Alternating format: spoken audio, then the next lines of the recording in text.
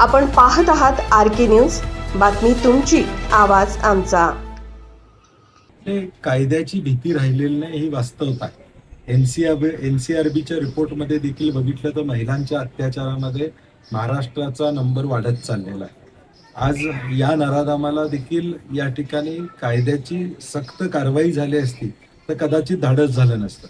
पूर्वी देखील या नराधामानं काही गोष्टी या ठिकाणी केलेल्या आहेत।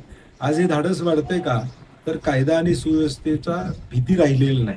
मी काही केलं तर चालतंय, जर खरात सुटू शकतो तर मी सुटू शकतो, ही भावना या नराधामाच्या मनामध्ये या ठिकाणी निर्माण झालेली आहे। आणि म्हणून कडक कारवाई झाली पाहिजे अशी काँग्रेस पक्षाची या ठिकाणी भूमिका आहे। गृह खात्यानं सजगपणे किंवा लक्ष देऊन यामध्ये त्यांना योग्य ती शिक्षा होणं गरजेचं आहे आणि असं करण्याचं धाडस होता कामा नये, अशा पद्धतीची शिक्षा या नराधामांना झाली पाहिजे अशी आमची अपेक्षा आहे। RK न्यूज चॅनलला लाईक करा, शेअर करा आणि सबस्क्राईब करा।